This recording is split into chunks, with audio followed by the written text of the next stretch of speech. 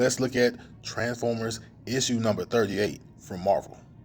So issue number 38 picks up with the trip heading towards Earth and Fortress Maximus getting operated on. What's wrong with Fortress Maximus?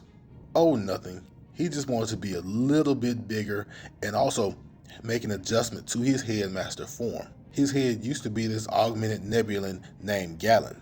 Now, Gallon is the head of a Transformer named Cerebro, and Cerebro is the head of Fortress Maximus. Back on Earth, we pick up right after issue number 37, where Ratbat and the Predacons had attacked Sparkplug Wiki looking for Buster. Sparkplug's other son, Spike, was back home visiting from school, and he finds his father, Sparkplug, no worse for wear. But he does want to know what happened, and he goes to the Ark to investigate. When he gets to his destination, he does what anybody would do, looking around, asking questions, being curious, and sticking around just long enough for the Autobot headmasters to show up and try to answer the distress signal that Goldbug and Buster put out. Eventually, the Autobots would discover what happened between Ratbat, Goldbug, and Buster, but they also discover a visitor. And while you would think they would get along because they have the same goals, Gallon would basically tell Spike that humans and their problems are not on the agenda. Spike's other problem is that that's not the last set of visitors that comes to see him on the Ark, because unbeknownst to everyone, the Decepticon headmasters have been intercepting the Autobot traffic the whole time, and they're headed to the same destination. The Decepticons started taking shots at Spike before Fortress Maximus and the Autobots show back up. And we all know what that means.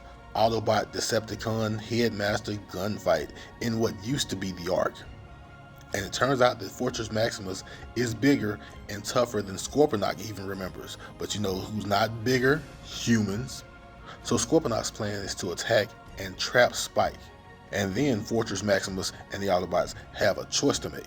And despite their earlier thinking, Fortress Maximus and Gallon decide that A, Spike is worth saving, and B, if they don't try and save Spike, then they're no better than the Decepticons. But the small space that Spike is trapped in is too small for both Fortress Maximus and even Cerebro. And so Gallon himself hops to the rescue, but also risks his own life. And this is where we end up actually losing Gallon, but not before he gives Spike the Cerebro helmet so Spike can help carry on the fight. And Spike does just that, putting on the helmet and getting the head of Fortress Maximus back to his body so they can finish the fight and ward off the Decepticons. But the question for Spike and Fortress Maximus is, what now?